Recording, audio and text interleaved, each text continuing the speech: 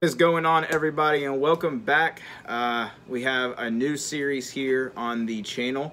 As you know, my name is JT and this is Dominic. What's up, y'all? And so basically, us two out of the five, we're the only two that watch Marvel's Agents of S.H.I.E.L.D. Probably the best. It is the best. It Marvel is, show. yeah.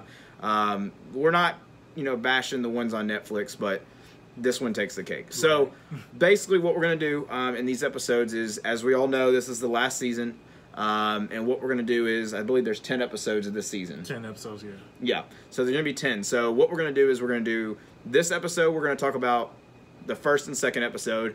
The next one we record is going to be episode 2 and 3, or 3 and 4, pardon me. And then 5 and 6, 7 and 8, 9 and 10. And then our series will end and we'll give an overall, a reaction to the entire season. But what we're going to do in these videos is I have the notes right here in front of me, and we're basically just going to go down the line and kind of give you all a recap of what happened that episode and then kind of some smaller thoughts. So as everyone listens to us, what TV show is this? Oh, sorry. Okay, I'll let you. So, Agents of S.H.I.E.L.D.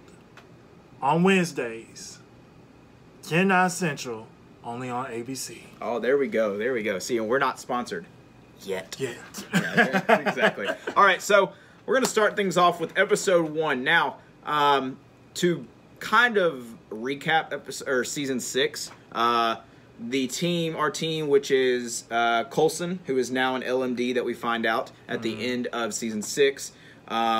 Daisy, who is Quake, as we all know. Mac, who's the director of S.H.I.E.L.D. Yes, the director of S.H.I.E.L.D. Yo-Yo, who has the ability to basically just go super fast, really. May, who is the Cavalry. She is basically the, kind of do-it-all character. Gemma Simmons, who is the scientist of the team. Deke, who is from the future, but he is now with the team. It's kind of a confusing thing. But if you haven't watched any of Season 6 or the past seasons, go ahead and watch it now. By the way, spoiler alert if you haven't seen any of these episodes. So the title of this episode is called The New Deal.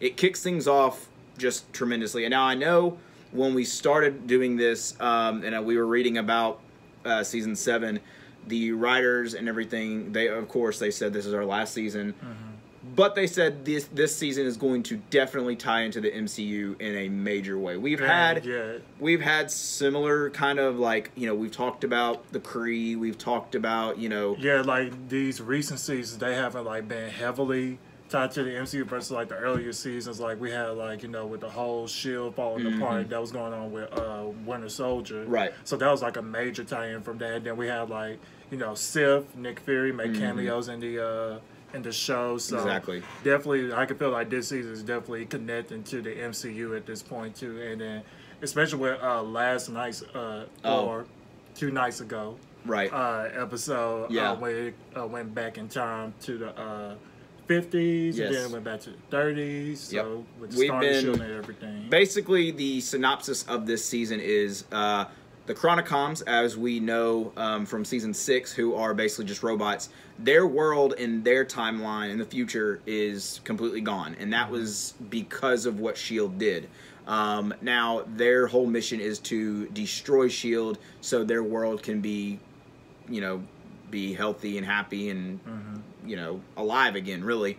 So what they've done is they've gone back in time to different parts of history, of Marvel history, and as we see in the New Deal episode 1, as we know, our team has been sent back to the 30s to stop the Chronicoms, from destroying S.H.I.E.L.D. as it begins. So we're in 1930s.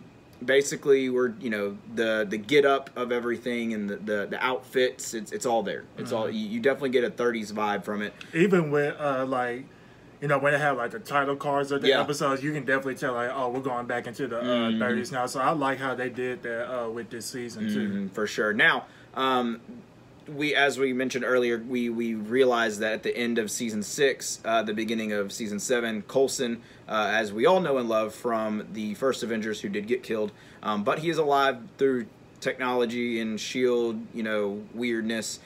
He's an LMD, and LMDs are basically robots. They're basically life module decoys. Yes, there we go. Exactly. Yeah, so because he died in the season 6 finale, Yes. but Gemma found a way to bring him back to life using a life model decoy. So now it's weird because it's like I'll be watching the season and I'll be thinking like, oh, Coulson knows this because he's a huge part of S.H.I.E.L.D., but really it's a robot version of Coulson that still has Coulson's not feelings, but memory. He kind of has. Yeah. He kind of has his feelings too, because as we see in the first episode, when he comes back to life, he starts getting all those memories back at once. So yeah, you could say like he does have feelings at this point. So it's basically Coulson, but it's not really him. Yeah. So it is, but it ain't. It's really weird. But as we see, the Chronicoms are now in the 30s with our team. And the Chronicoms have actually taken the facial identity of 1930s cops in a bar scene. It doesn't really give much. They break into the bar, and the cops are like, "Who are you?" And they basically just wipe their faces. So throughout this entire season, you're going to be seeing like bodies with no faces, and it's just blank. When you see that, that means the Chronicoms have taken the faces or the identities of that person. So the Chronicoms are now called the Chronicops, as I put it in here. So Patton Oswalt's back. As we all know and love, he plays Kinnigan, or is that his name? Is that how you pronounce it? Yeah. I'm not too sure. I'm not. Yeah, I can't. Butchering names is a part of our. Yeah, it's part of our thing. So basically, we see Kinnigan or Keanigan or whatever his name is. He is the ancestor of the ones that we've met in season 1 at the beginning. If y'all remember, if you ever pay attention, Patton Oswalt plays this kind of S.H.I.E.L.D. nerd almost, where he knows everything about S.H.I.E.L.D. He's studied it, from head to toe, and we now meet his their ancestor basically. So in the 30s, we meet the beginning Kinnigan. So the team is actually on high alert for during an FDR rally. Now FDR, as we all know, is Frederick Roosevelt, and basically the Chronicops, I should say, in this episode, they believe that FDR is the one to start S.H.I.E.L.D. And he kind of is in Marvel history. He kind of is the one to, like, he doesn't start it, but he plays like a supporting role. Yes, for it. Exactly. So he is a supporter of the S.H.I.E.L.D. initiative. Now, our team thinks that the Chronicops are there to kill FDR, which that would be terrible in any kind of history. Yeah, that would just basically mess up the entire timeline. Exactly. So they're trying to stop the Chronicops from doing that. Now, the team finds out that they aren't, they're not there for FDR, actually, but for a Freddy. Now, I was like, when I was watching it, I kind of thought to myself, how do you get mixed up Freddy and FDR? Like, I kind of get the abbreviation, but I guess it was, I guess Mac, misinterpreted who it was, and he thought FDR or Freddy. Oh, let's put them together. But no, they're looking for a Freddy. It doesn't give away who Freddy is yet, so I'm not going to spoil it just yet. Actually, I will, because the person that they are looking for is actually Wilfred Malik. Does that name ring a bell? It does ring a bell. Does. Ding ding ding ding ding. Who is it? Would you like to answer who that is? You can do it. Okay, that is the I guess the head or the starter of Hydra. Wilfred Malik. He basically is the father of Gideon Malik, who we all know is the the brains behind starting the initiative to kind of infiltrate S.H.I.E.L.D. with Hydra people in it. Now, during this episode, Mac and Deke take Freddy away from the FDR rally and give him, we see some mysterious woman give Freddy or Alfred or Wilfred, pardon me. We see this mysterious lady give him some kind of vial. We don't know what it is. We've never seen what it was, and it's just it's kind of like a cliffhanger, really. So we see this woman give Freddy the vial, and Mac and Deke are really just kind of their protective services, really. Right.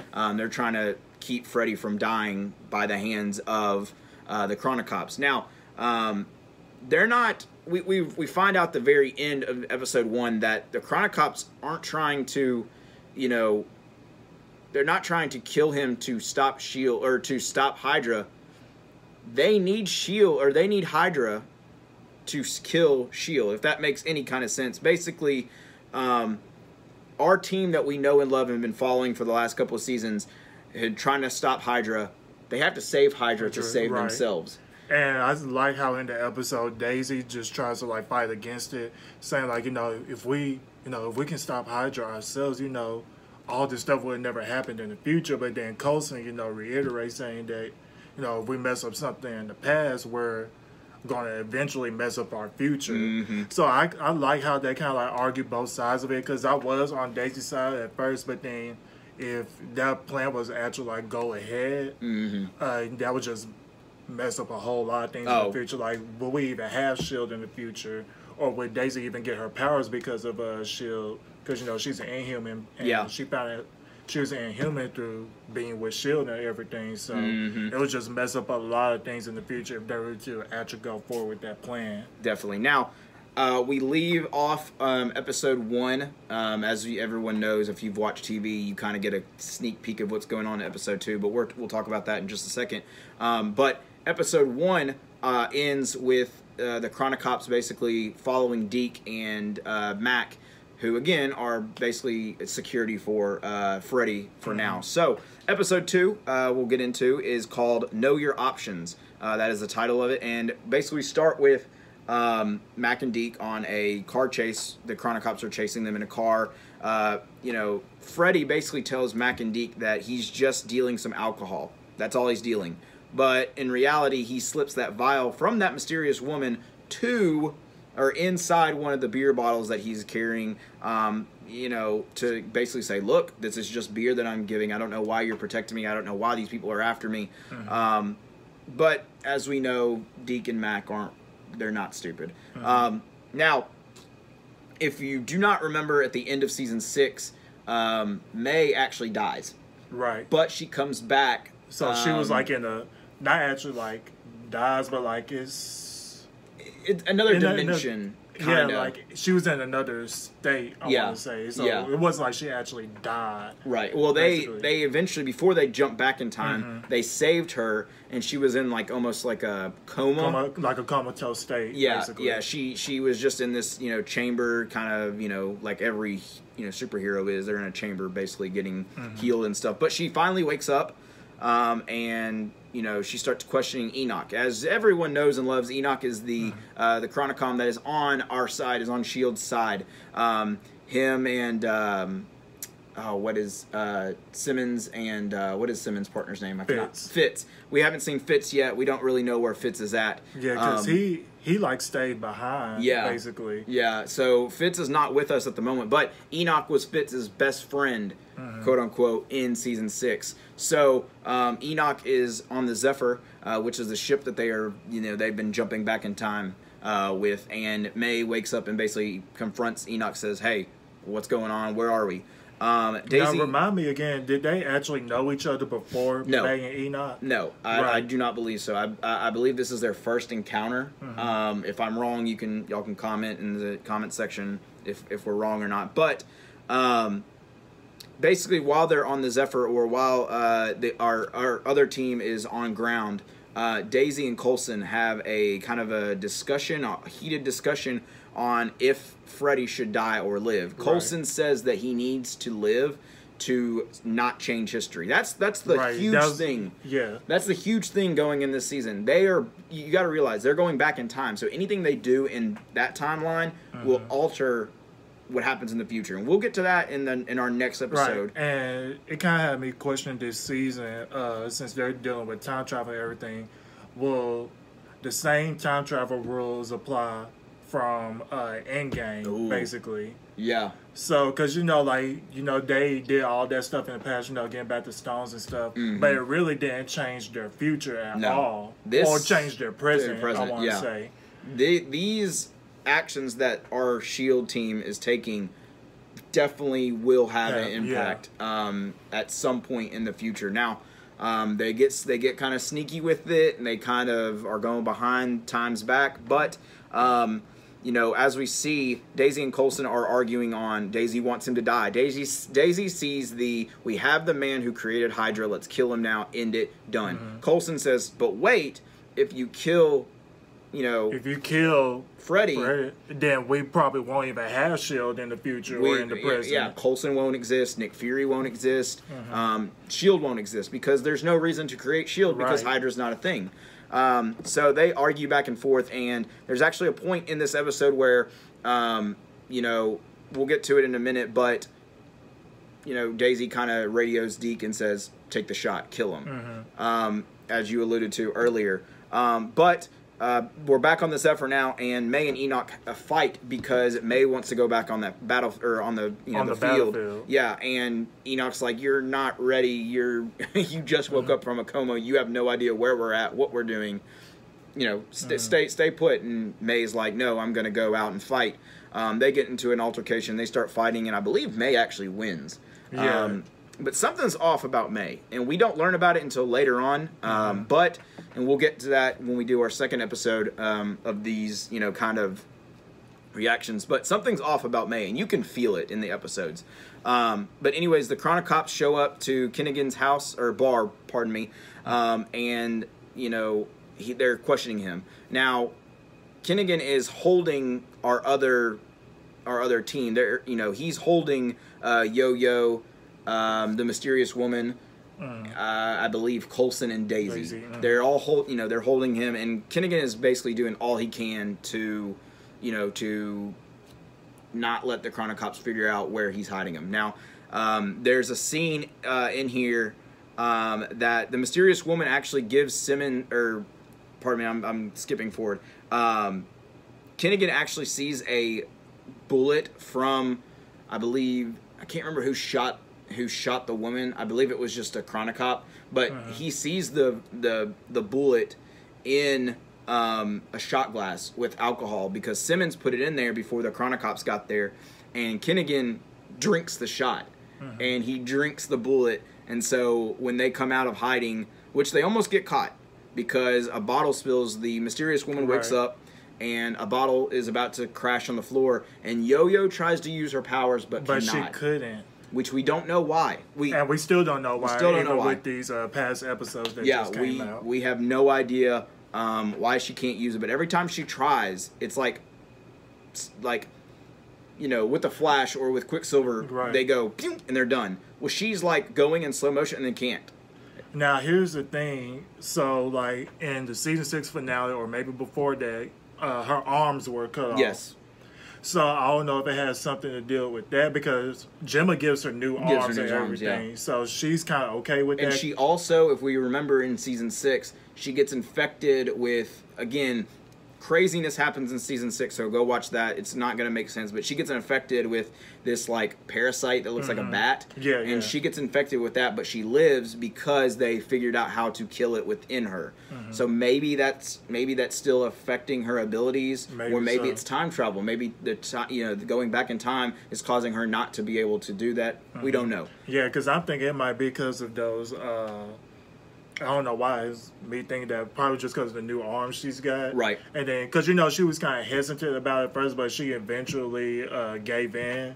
So she can, like, try the new arms and whatnot. So it might be a little bit of that, but also might be a little bit of what you said with her being back in the 30s and whatnot. Because I didn't even think of that. Yeah. So that could be a good theory. It could be. We haven't... Quake has used her abilities in a very minimum stage now in season 7. You know, she doesn't want to show people that she is Quake. She doesn't want to Quake people against the wall or, you know, Quake people out of the air or whatever. She doesn't want to do that because people are going to be like, oh my God, you know, what's going on? So superpowers haven't been really introduced yet. It's just all hand-to-hand combat, which is really good. I like the combat in the show. But basically the mysterious woman, you know, wakes up. The Chronocops leave Kinnigan's bar, and they're interrogating her. They're basically like, what did you give Freddy? Why is Freddy so important? What is blah, blah, blah, blah, blah. And we find out what the vial is. Now, here's where it gets really interesting and where it starts to tie into the MCU. The vial that she gives Freddy is Dr. Erskine's Super Soldier Serum. It is the serum that, you know, started Cap and started Red Skull. It when I heard that, I paused and I was like, wait a minute. I remember. Yeah, like basically what it says here is even more exciting news. She explains that it's the version of the serum taken by Johann Schmidt. Johann, pardon me. Johann Schmidt, turning him into Red Skull. So it's not Cap's serum yet, but it is. If y'all remember in Captain America: The First Avenger, Johann Schmidt takes the serum, turns into Red Skull, and then he has Erskine work harder at it to be, to make it better so he can make more super soldiers. But Erskine's like, you're evil, I'm not doing that. So he finds Cap, boom, we have Captain America.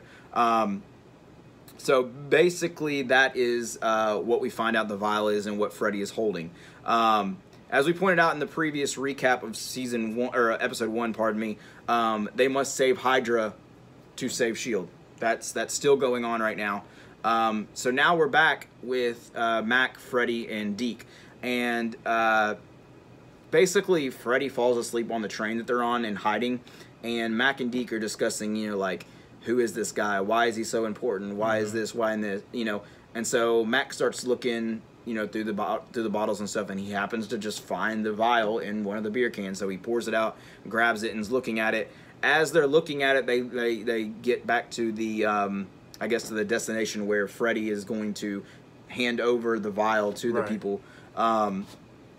We don't know who it is that he's handing the vial over to. We just know that he's delivering it to someone. At this point, Freddy is just the delivery man, really. But basically, as we mentioned earlier, Daisy radios Deke and says, hey, that's Wilfred Malik. That's the head of Hydra, or the one who's going to start Hydra. Kill him now. And Deke is at this point in his character arc where he's like, I'll do it. I'm 100% under your control. You are a higher rank than I am. He points the gun at, out at him, and he says, I have orders to kill you. And Mac's like, whoa, I did not give you those orders. Right, like, because I'm the director of S.H.I.E.L.D., basically. I didn't give you that. And then that is when it's revealed to Mac who Freddy is. And Deke basically says, hey, that's Wilfred Malik. And that's when it clicks with Mac, and he's like, don't do it. Don't take the shot. And as that is all going on, basically the Chronocops find where the three are hiding, and an all-out, kind of brawl starts, and the team kind of comes together, and they finally figure out, okay, who is this? What do we have to do? So basically they tell Kinnigan to take Freddy to a location so he can deliver the stuff. And as Kinnigan is doing this, Freddy starts to become who he really is. It's just them two, and they're in this kind of train station place. And Kinnigan says, hey, what are you doing? Aren't you supposed to deliver this to someone? And Wilfred turns around, Malik basically turns around and shoots him. And he just shoots him in the elbow or the shoulder. He doesn't kill him, but he shoots him, and he says, now that I know who what my destiny is, I might as well fulfill it. Jumps in the car, boom, he's gone. And after that, the Chronocops figure out, oh, we failed, we might as well go and jump to another timeline. And so that's what they do. They flee, and the S.H.I.E.L.D. team is basically like, oh, okay, well, let's go see where they're at. Well, Enoch goes and follows Kinnigan and Freddy, and he's basically like, I'm going to help you. And Kinnigan's like, no, go. And so as all this has happened, Jimma Simmons is on the Zephyr, and the Zephyr pops up with this 17-minute time limit that says, in 17 minutes, we're jumping to a new timeline, with or without you.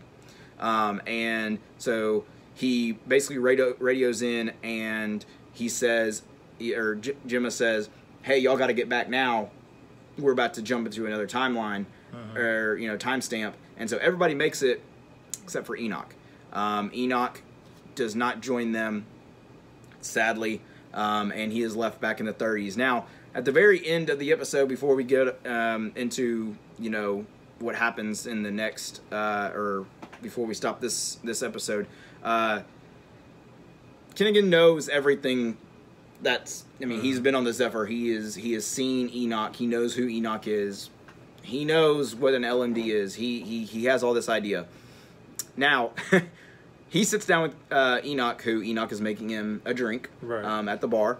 And we come to find out that the bar that they're in is the first ever S.H.I.E.L.D. base. And Enoch is like, I'm glad to help. I will tell you anything, blah, blah, blah, blah, blah. And Kinnigan's like, well, can you tell me more about who you are and what Chronicoms are? Meaning, it answers the question of why there were two Kinnigans in Season 1, because they were both Chronicoms. That's how they had so much knowledge. That's how they have so much, you know, history of S.H.I.E.L.D.